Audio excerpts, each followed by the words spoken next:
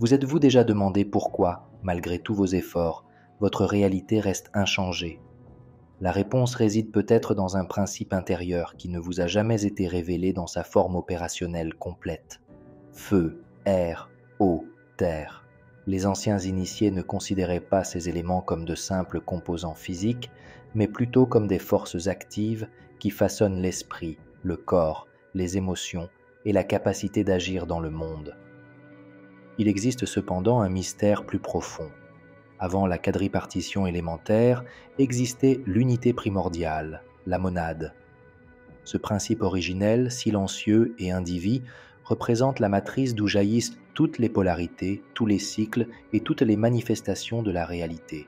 Lorsque la monade est activée, elle génère les deux forces primaires de l'alchimie intérieure, l'impulsion solaire de l'action et la réceptivité lunaire de l'intuition. De cette polarité dynamique naissent les quatre éléments, et de leur alignement harmonieux émerge la quintessence, ce champ vibratoire supérieur où la réalité se façonne avant de se manifester. C'est là le cœur de la véritable transmutation alchimique. Seuls ceux qui apprennent à travailler consciemment avec ces forces intérieures peuvent transformer progressivement leur expérience extérieure. La question essentielle est: êtes-vous prêt à redécouvrir ce savoir opérationnel? Si ces mots ont allumé en vous une étincelle de reconnaissance, cet amour ne sera pas un simple geste social, mais un saut de participation à ce voyage initiatique. Votre clic représentera la première activation consciente, le signal que vous reconnaissez cette vérité lorsqu'elle se présente à vous. Cliquez maintenant et nous commencerons ce voyage ensemble au-delà des voiles de l'apparence. L'éther est la substance invisible et impérissable qui imprègne l'univers. C'est l'esprit qui anime la matière, le lien entre le ciel et la terre. Dans l'alchimie intérieure, il arrive un point où l'intégration du soleil et de la lune, du faire et du ressentir, de l'agir et de l'écoute génère quelque chose de complètement nouveau. Il ne s'agit plus seulement d'un échange entre des contraires, mais de la naissance d'une triple force qui soutient une véritable transformation. Cette triade est composée de trois principes alchimiques qui n'appartiennent pas seulement aux livres anciens. Ils vivent à l'intérieur de vous. On les appelle sel, soufre et mercure. Ces trois forces ne sont pas des produits chimiques au sens moderne du terme. Ce sont des symboles vivants qui représentent les trois piliers de l'expérience humaine, le corps, l'esprit et l'âme. Le sel est le corps, la matière, le fondement sur lequel tout est structuré. Il donne forme, stabilité et continuité à votre existence, mais en excès, il durcit. Sinon, vous vous perdez.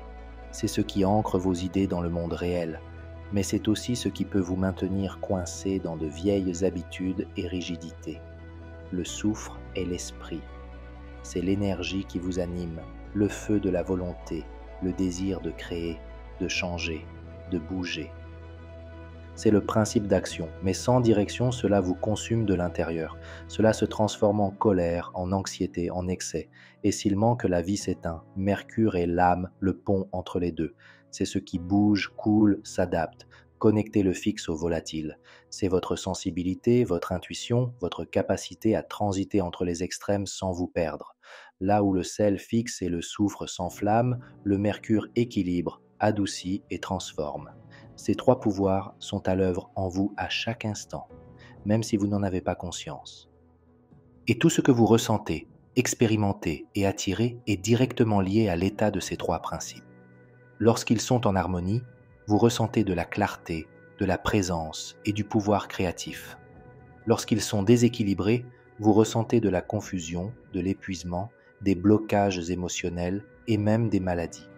La véritable alchimie commence lorsque vous comprenez que ces principes ne sont pas extérieurs. Ce sont des forces internes qui façonnent votre conscience et votre réalité. Lorsque le corps tombe malade, c'est peut-être le sel qui réclame de l'attention. Lorsqu'il y a trop de pression et de stress, le soufre n'a plus de direction. Lorsque règne la confusion, l'apathie ou le vide, le mercure a perdu son flux. Mais le plus important est qu'aucun d'entre eux n'agit seul. Ils forment un système interdépendant, un circuit. Le sel a besoin de la chaleur du soufre pour s'activer. Le soufre a besoin de la fluidité du mercure pour éviter d'être consommé. et le mercure a besoin de sel pour éviter de se perdre. C'est une danse. Et lorsque vous apprenez à écouter ce mouvement, vous commencez à transformer ce que vous vivez à l'intérieur et à l'extérieur. C'est à ce point d'équilibre intérieur que naît quelque chose d'encore plus essentiel. Les 4 éléments. Ils ne viennent pas de l'extérieur. Ils sont le résultat direct de la fusion vivante du sel, du soufre et du mercure en vous. Ils sont l'expression élémentaire de votre âme dans le monde. Et tout commence avec le premier feu. Le feu, la force qui enflamme la volonté. Nous ne parlons pas ici de chaleur physique, de flamme ou de feu que le vent éteint. Nous parlons d'une force primitive vivante qui pulse en vous, une présence invisible qui réchauffe vos pensées, fait avancer vos rêves et brûle en silence chaque fois que vous ressentez l'appel de quelque chose de plus grand que vous. Le feu n'est pas seulement une image spirituelle, c'est un symbole actif de votre volonté en mouvement. C'est l'étincelle qui vous fait sortir du lit avec un but. C'est l'idée soudaine qui frappe votre esprit comme un éclair et vous montre une direction que vous n'aviez pas envisagée. C'est le frisson qui vous traverse lorsque vous réalisez que vous êtes sur le point de prendre une décision qui pourrait tout changer. Le feu est l'action dans sa forme la plus pure. C'est la création avant la forme. C'est une énergie brute et pulsée qui se manifeste sous forme d'élan, d'inspiration ou même de rébellion. Oui, parce que le feu hurle, cassé, détruit. Il vit dans la région de la tête, mais pas comme une pensée logique. Elle vibre dans l'intuition, dans la vision intérieure qui voit au-delà du visible. C'est pourquoi de nombreux mystiques parlaient du feu comme d'un éclair de lumière, d'une lueur de conscience qui révèle ce qui était caché. Le feu illumine ce qui est dans l'ombre, démasquant ce qui était caché. Le feu exige le mouvement. Cela exige du changement. Il faut du courage. Parce qu'une fois que vous avez vu, vous ne pouvez plus faire semblant de ne pas voir. Mais le feu, comme toute force alchimique, a 2 voies. Bien canalisée, elle est le carburant de la vraie volonté. Cela devient une vision, un objectif, une direction claire. C'est le feu qui transforme les idées en projets, les rêves en réalité, les intentions en action. Ce feu vous élève même lorsque tout autour de vous semble essayer de vous renverser. Il brûle sans vous consumer, chauffer sans vous brûler. C'est le feu de la conscience éveillée, qui sait ce qu'elle veut et pourquoi elle le veut. Mais lorsque ce feu n'a pas de contenant, lorsqu'il est laissé trop libre, sans direction, il dévore. Cela devient anxiété, hâte, irritation, impulsivité. C'est comme un esprit en feu, des pensées brûlantes à chaque instant, incapable de trouver la paix. Comme une passion incontrôlée qui commence avec enthousiasme, mais qui finit en cendres parce qu'elle n'a pas de racines, pas de structure. Le feu peut à la fois créer et détruire. Cela peut vous guérir ou vous rendre malade. Tout dépend de l'état intérieur de la personne qui le porte. Dans le langage de l'âme, le feu est le commencement. C'est l'étincelle divine qui vous rappelle qu'il y a quelque chose au-delà de ce que les yeux peuvent voir. Mais il ne peut pas se soutenir lui-même. Il a besoin de carburant. Il a besoin d'une direction. Et surtout, il a besoin d'espace pour respirer. Même le feu le plus pur s'éteint s'il n'y a pas d'air. Et c'est là que la question suivante se pose. Que se passe-t-il lorsque ce feu intérieur, cette volonté ardente qui vit dans votre conscience, rencontre l'air de l'esprit rationnel? Est-ce qu'ils se nourrissent l'un de l'autre ou s'annulent-ils? Est-ce qu'ils collaborent ou sont en conflit? Que naît de la rencontre entre l'impulsion créatrice et la pensée analytique? Et c'est à ce moment précis que le feu, si vibrant et créatif, rencontre l'élément qui peut l'amplifier ou l'éteindre, l'air. Mais pas n'importe quel air. Parlons de la substance invisible qui circule dans l'esprit. Le champ où les idées naissent, se heurtent, se contredisent et prennent forme. Arya, l'esprit qui sculpte la réalité. L'air est l'élément de la rationalité, mais il ne se limite pas à la logique stérile. C'est du mouvement, de la souplesse, de la légèreté. C'est ce qui souffle entre les certitudes et suscite des doutes que personne ne veut affronter. Et c'est précisément pour cela qu'il détient un tel pouvoir. Dans le langage symbolique de l'âme, l'air est le premier miroir du feu. Tandis que le feu agit par impulsion, l'air observe, pèse, mesure. Comme pour dire Arrêtez, réfléchissez avant d'agir. Mais ne vous laissez pas tromper, l'air n'est pas un frein. C'est une force subtile qui aiguise la direction de votre volonté. C'est la conscience qui analyse les chemins avant de les emprunter. C'est la carte où les idées prennent forme et où les décisions acquièrent une structure. Ce n'est pas visible, mais c'est partout. Cela imprègne tout. Et pour cette raison même, cela transforme tout. L'air gouverne l'esprit discursif, celui qui pense, compare, calcule.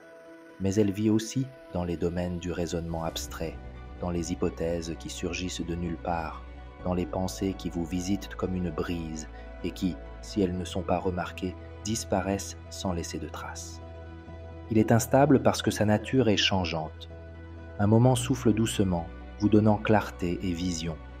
L'instant d'après, cela se transforme en une tempête intérieure, soulevant de la poussière mentale, de la confusion, du bruit. C'est précisément cette dualité qui rend l'air si crucial pour le chemin alchimique. Il peut vous libérer ou vous emprisonner, selon la façon dont vous l'utilisez. Un esprit vif peut couper les liens de l'illusion, mais un esprit indiscipliné construit des prisons d'idées où tout devient doute, tout devient peur, tout devient réflexion excessive, paralysante. L'air peut être une épée qui coupe l'ignorance, mais aussi un labyrinthe où l'on se perd dans des pensées qui tournent en rond, sans jamais aboutir à rien.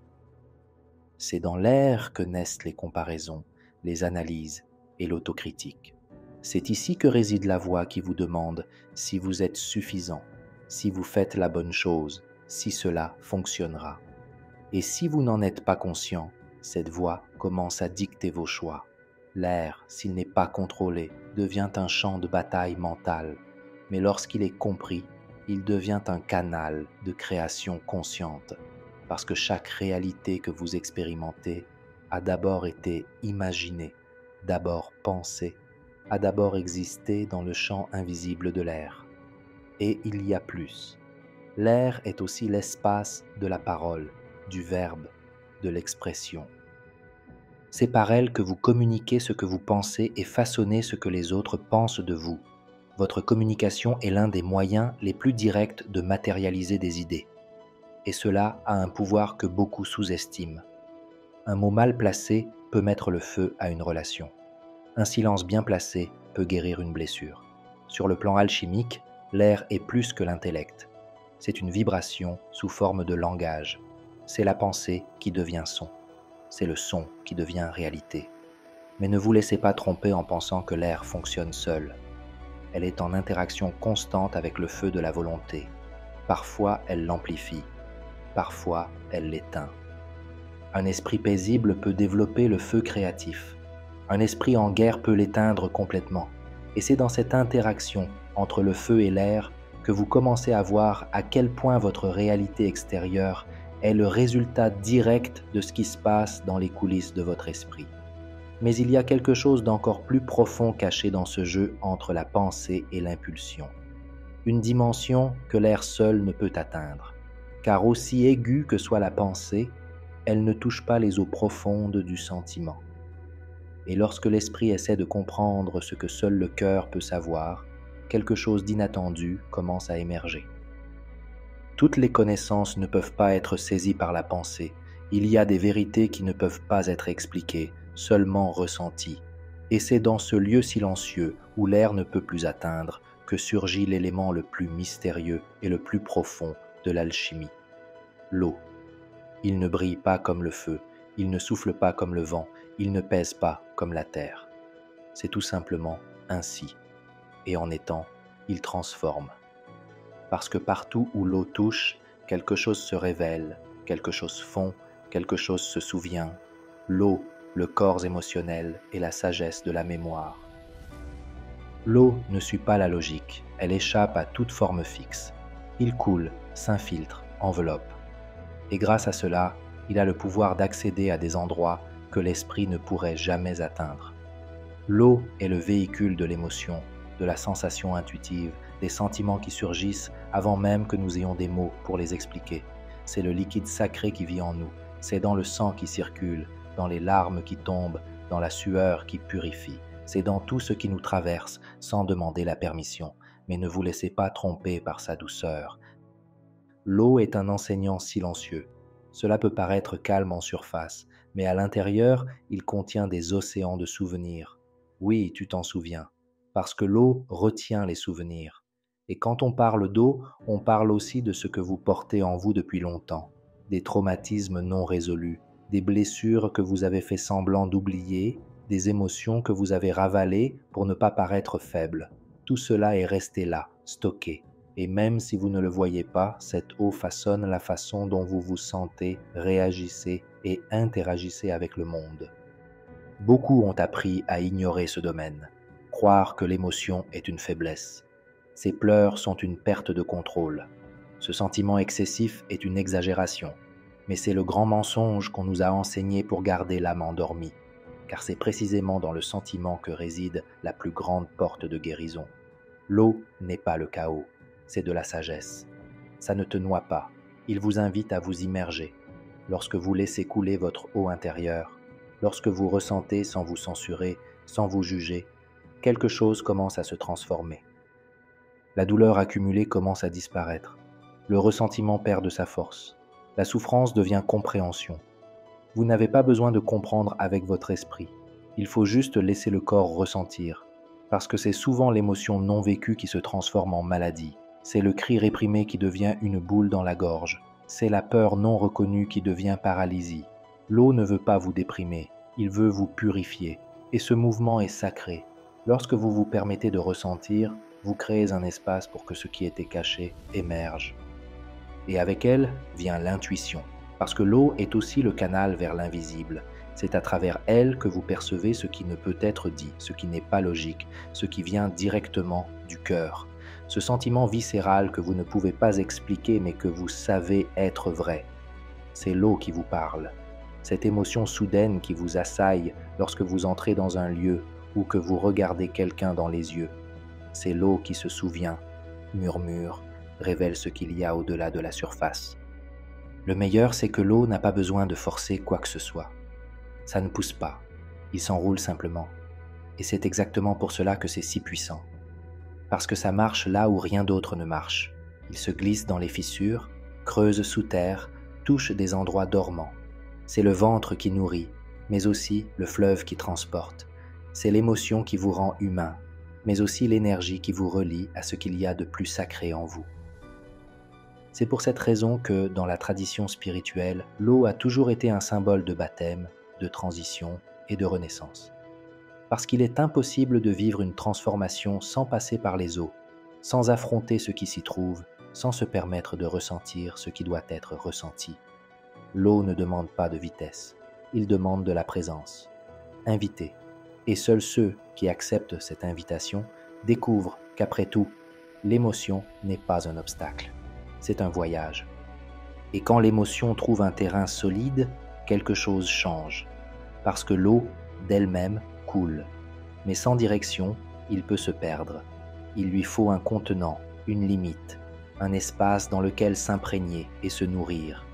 Et c'est ici qu'apparaît la terre, silencieux, discret, mais absolument indispensable. C'est ce qui maintient tout ensemble.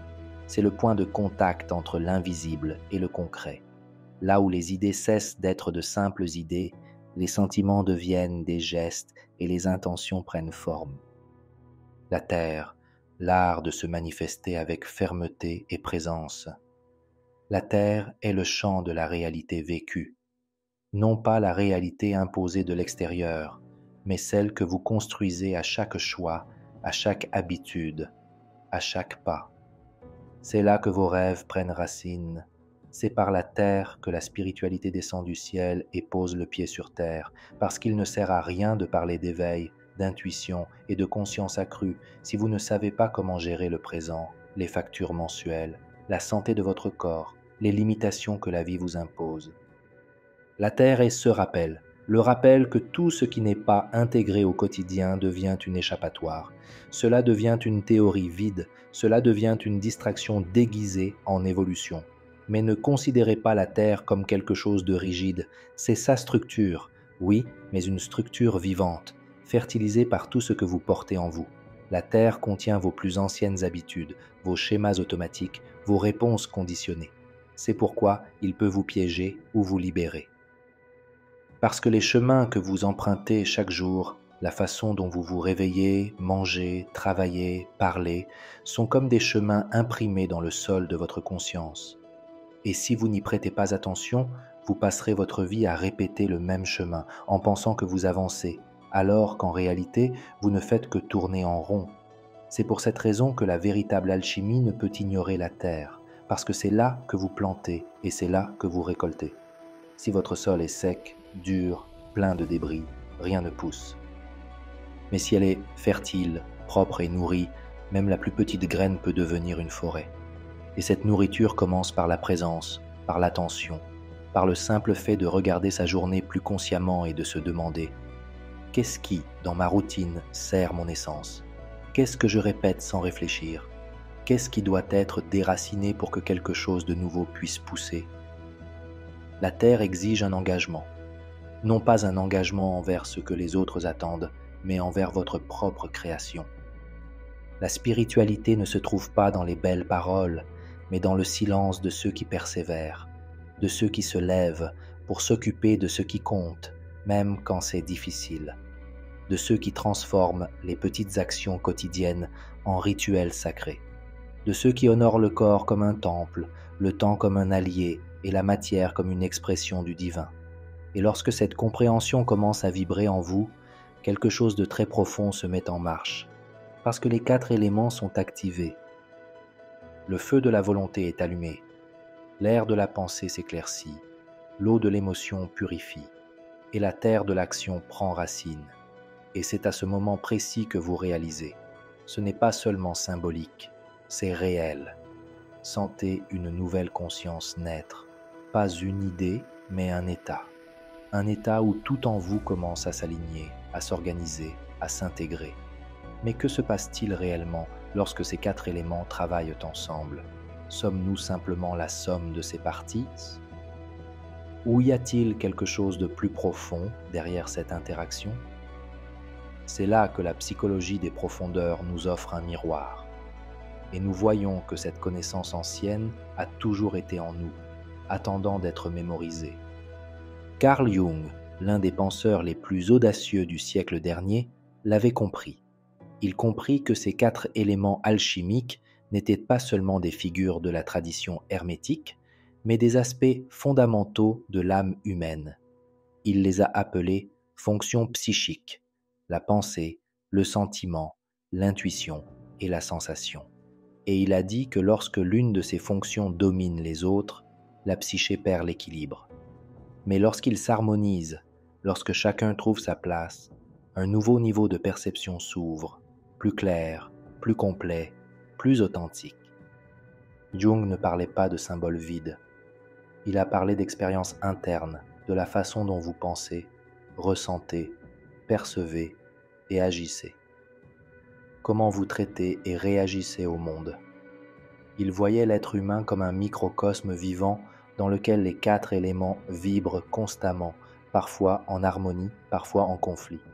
Et plus vous vous connaissez, plus vous voyez lesquels de ces aspects vous privilégiez et lesquels vous évitez. Peut-être vivez-vous trop dans l'air et négligez-vous la terre. Peut-être que vous ressentez trop et agissez trop peu. Peut-être avez-vous la volonté mais pas la clarté. Peut-être que vous avez plein d'idées mais que vous n'agissez pas. Voir ces modèles est la première étape vers l'intégration. Et l'intégration est bien plus qu'un simple équilibre.